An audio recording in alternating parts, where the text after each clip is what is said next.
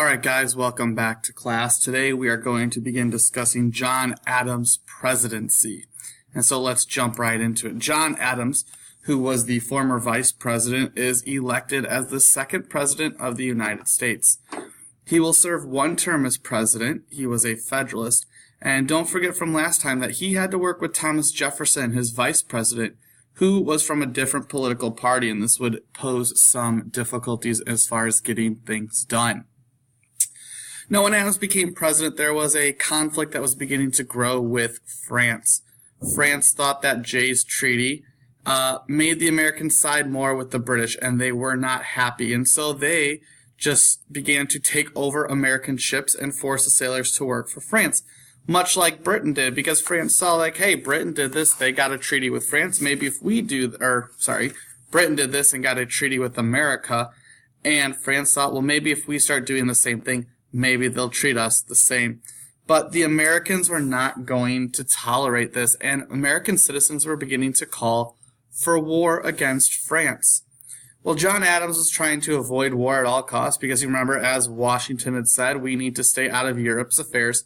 And so John Adams sent some diplomats over to Paris to discuss the rights and kind of come up with an agreement that we can use to work well with them.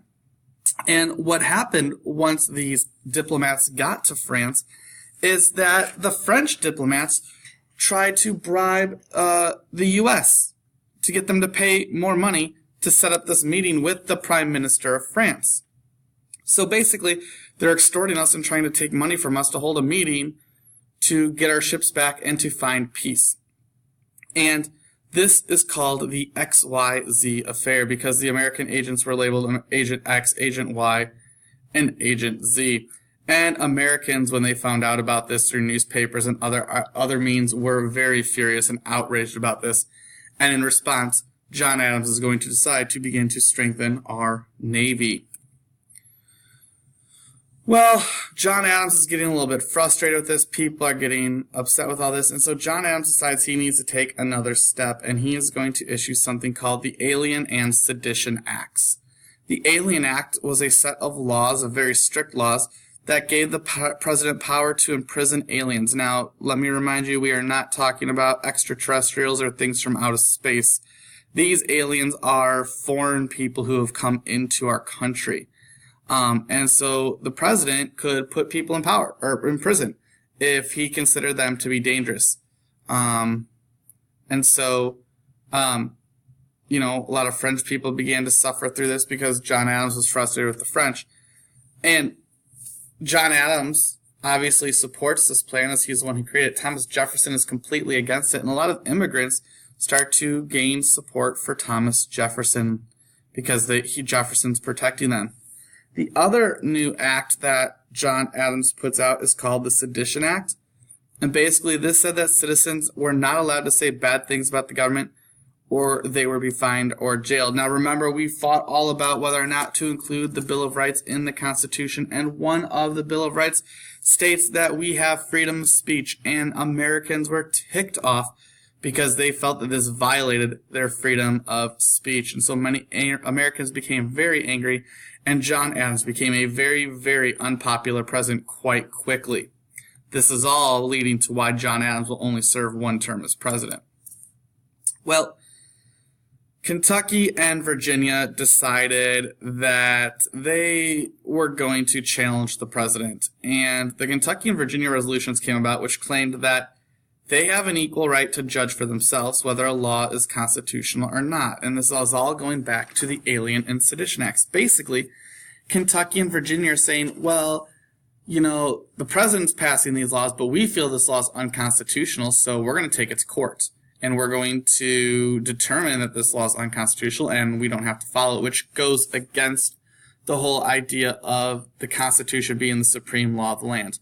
And the idea that comes about of this is states' rights. And we are going to be talking about states' rights for the unforeseeable future all the way through the Civil War. That is a big argument through all of that.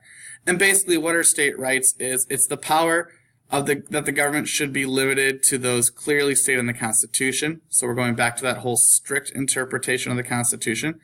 And states should have all other rights. And so the Constitution doesn't state that foreign people should be imprisoned, and it doesn't state that the government can censor speech. And so that is the argument that Kentucky and Virginia brought forth with all of these issues. And so they wanted to make sure they had these state rights, or this power to have any right that was not listed in the Constitution. Well, as all this is going on, the election of 1800 comes around, and John Adams is going to run again for president. He will be the Federalist Party's presidential nominee. Thomas Pinckney will be the vice presidential nominee. Running against him, who other than Thomas Jefferson for the Democratic Republicans, and Aaron Burr is his vice presidential nominee. Now remember the elections at this time. The person with the highest number of votes wins the presidency, and the person with the second highest wins the vice president. Well, at the end of this election, everyone was so angry with the Federalists that they did not receive the top votes, nor did they receive the second highest number of votes. In fact, there was a tie. Both Thomas Jefferson and Aaron Burr are going to receive 73 electoral votes. And our founding fathers had prepared for this, and they put something in the Constitution that said if there ever was a tie in the Electoral College, that the House of Representatives, the bigger house, the House of the part of Congress with more people, would break that tie. And so they voted, and the House chooses Thomas Jefferson as president and Aaron Burr as vice president. And the reason that this took place and why Jefferson won is because Thomas Jefferson actually got Alexander Hamilton's endorsement and support. And so people still were listening to Alexander Hamilton and the things he had to say, and that helped. Now, this is the first time that we've had a switch of a president from one political party to the other, and it sets yet again another precedent for us, which is this idea of peaceful transition of power from one party to another. As one president leaves and a new president begins, if they are from different political parties, it is peaceful. There's no arguing. There's no fighting. They pass on the torch, understanding that the office of the president is more important and more respected than any other political issues that are going on.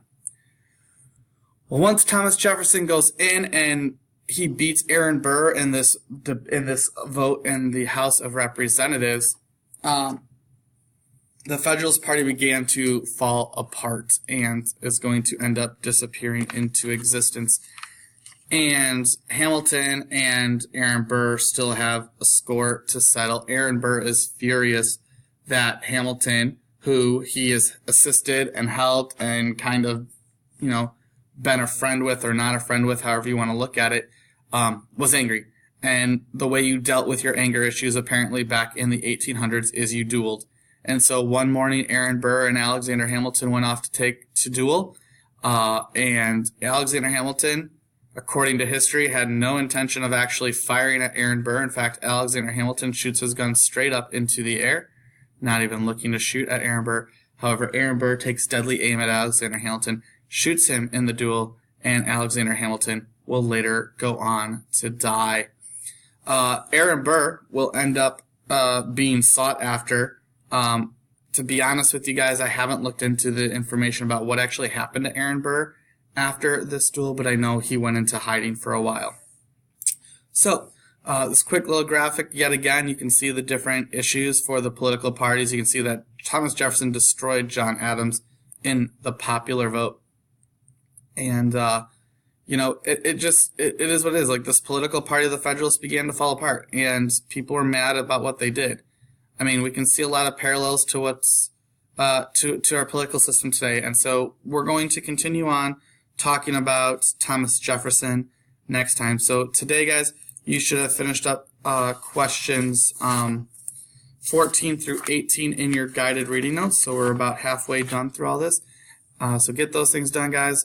Don't forget to take care of your other things, and I'll see you in class next time.